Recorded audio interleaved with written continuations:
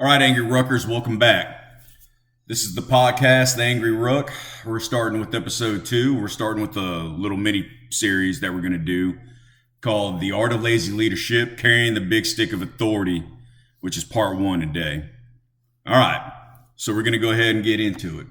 Welcome back to the Angry Ruck Podcast. Remember, guys, this is a podcast brought to you by a guy who once commanded digital troops in an online war sim and still caught an Article 15 for friendly fire. Today's highlights include, as always, veteran rage, additional civilian confusion, and some big sticks. This podcast is hosted by a dude with a National Defense Service Medal license plate that he didn't earn, but flexes it at the PX like a Bronze Star. This week we begin our new multi-part series, as we were just discussing, called The Art of Lazy Leadership, with today's part 1 being Carrying the Big Stick of Authority.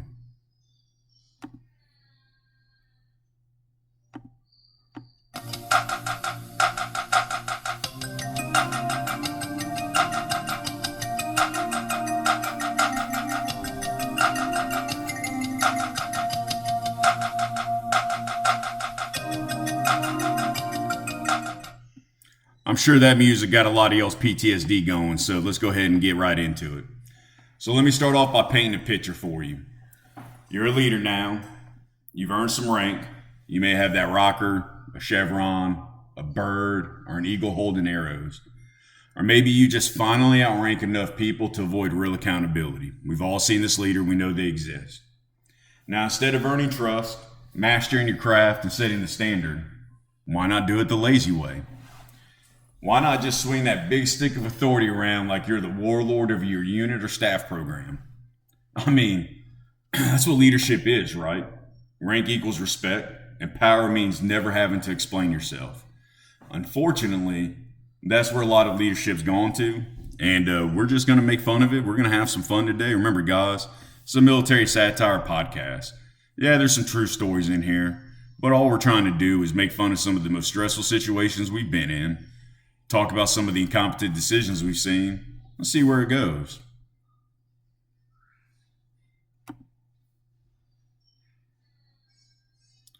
All right.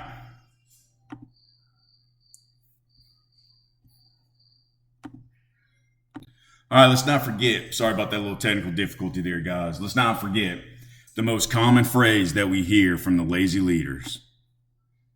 I said so, that's why. All right, let's get into it, guys and gals.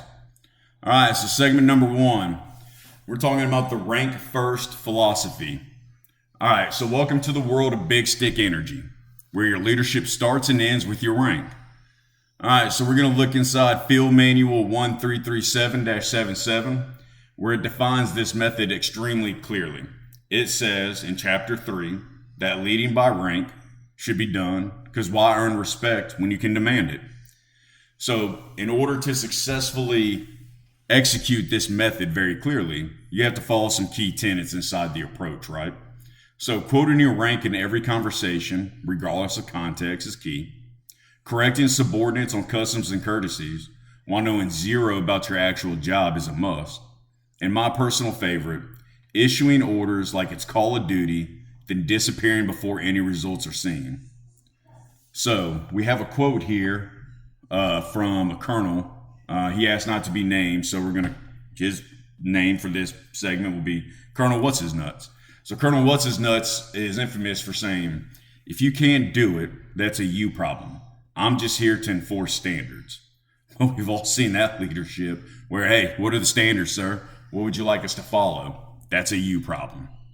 All right, you see, in lazy leadership, competence is optional. Authority, well, that's the real weapon. You're not a mentor, you're a monarch, which unfortunately we see a lot of senior leaders, and not just in the officer side. We see it on the NCO side. When they can get away with it, leading like that.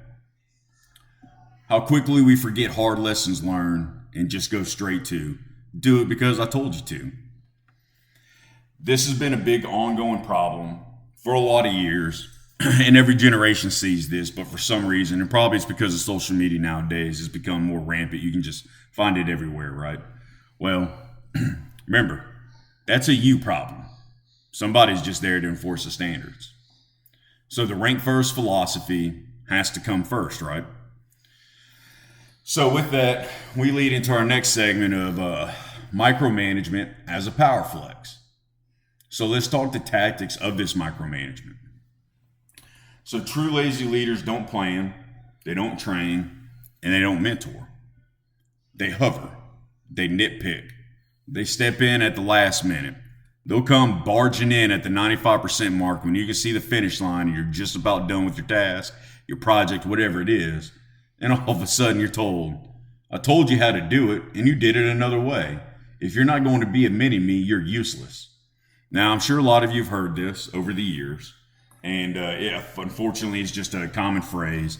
This is probably more particularly seen in the, senior leader realm of officers and the sergeant majors. But unfortunately, it exists. This translates into one thing, though. I didn't do anything, but I need credit and control. So what does that tell you about that leader? Well, it really tells you that they just want to be there when the good stuff happens, and they need a fall guy for when the bad stuff happens. So even though they've given you no guidance and zero direction to go into other than do it my way and being mini-me, that's how they're leading, right? So micromanagement isn't a flaw in this method. It's a feature. It's a must-do. If you're going to be a lazy leader, micromanagement is a must. You have to learn this skill, guys. I can't stress it enough. There's books on eBay. There's books on Amazon. If you got a Kindle, go ahead and download, find those books that tell you about the art of lazy leadership and perfect your craft. I mean, if you're going to do it the lazy way, go all in doing it the lazy way. Of course, if you're going to spend that time and energy doing it the lazy way, you could do it the right way. But hey, you're not empowering your team. You're just reminding them. Without me, you're nothing. And with me, well, you're still nothing, but I will get promoted faster. Lazy leaders confuse fear with effectiveness. They believe that if their troops are too scared to speak up, then clearly everything's going great, right? Wrong. If you let anybody, whether it's in the civilian world or the military world or wherever, you know that when people stop talking, there's problems. But not to the lazy leader. They fully believe that everything is going according to plan, their way, how they want it done. All right. Spoiler alert. If no one tells you the truth anymore, you've already failed. Of course, the lazy leader understands this and they know this, but for some reason, they refuse to acknowledge it. All right, guys. That with the micromanagement as a power flex, just remember, always be in your people's stuff 24/7, or if you need a boundary there so you have the ability to throw your staff under the bus, just walk away. Just leave. Go on leave for a week and then come back and ask, why did it all fall apart? All right. Segment 3. This gets into the black hole, the morale black hole. So here's the fun part with lazy leadership. The big stick energy drains morale faster than a 48 field problem with no chow. Now, for those of y'all who have been at the CTC rotations, you know about the food problem. Everybody knows about not getting food. However, when it comes to lazy leadership, you don't have to be out in the field. You have to find that thing, that morale part of the group that's keeping everybody afloat, keeping everybody happy, and you've got to smash it. Your troops stop thinking, they'll stop innovating, and they'll stop caring. Because every idea they bring up gets shut down from this lazy leader with things said like, we've always done it this way. Well, that's above your pay grade.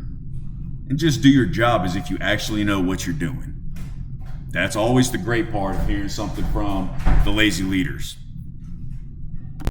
So what does this ultimately lead to? It leads to that senior leader not developing soldiers, but just managing robots. Lazy leadership kills creativity, and it does it while hiding behind the one thing they didn't earn most of the time, your position. Now, let's pause real quick and let's talk about that. Not every leader, senior leader that's in a position didn't earn it. There are a lot of great leaders out there.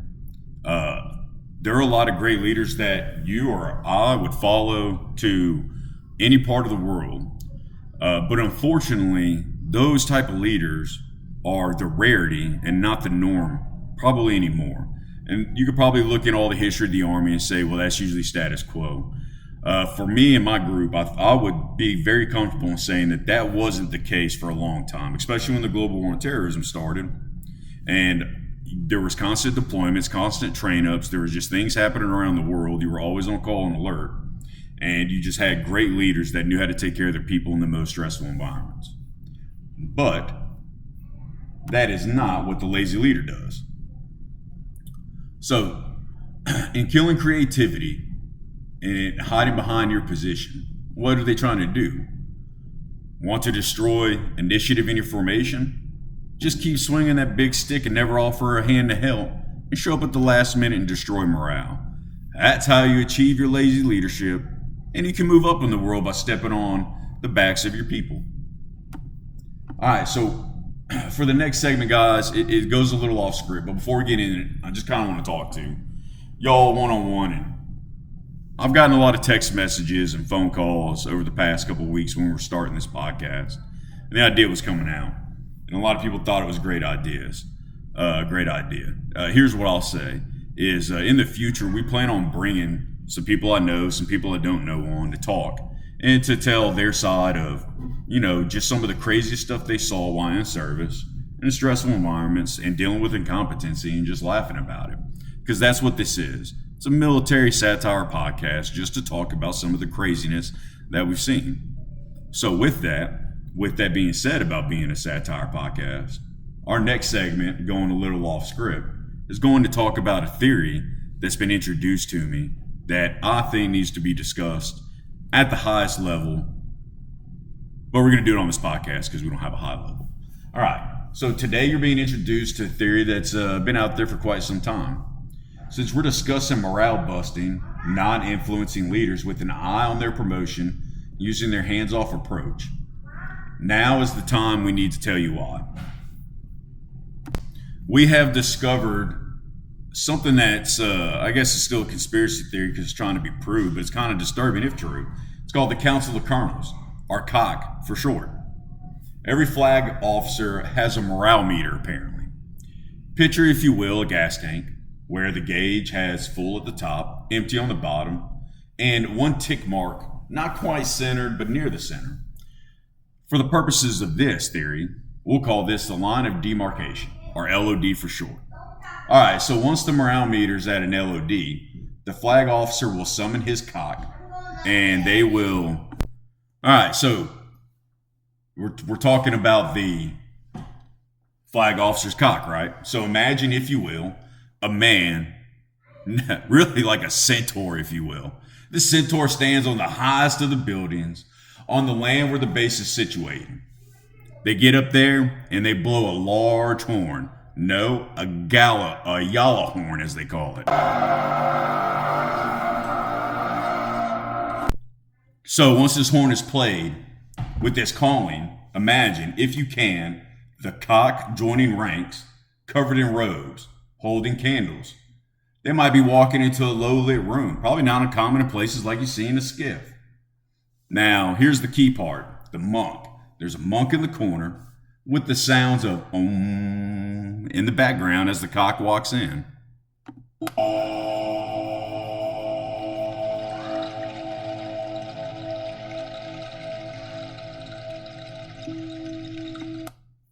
Now, as the monk continues to sing, the COC files in. And now that the COC has been assembled, names will be drawn from a hat on a table. So to retired personnel that may be listening, no, this table does not have party favors on it. You know who you are.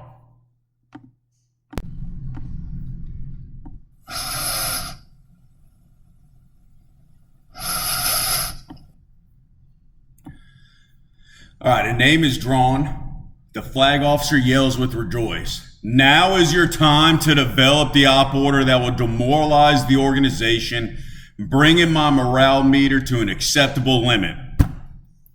All right, the overzealous colonel, full of glee, not seeing since, well, the party favors that they had on the previous table. The colonel runs to his staff demanding, write me an op order that will bring down this wretched morale.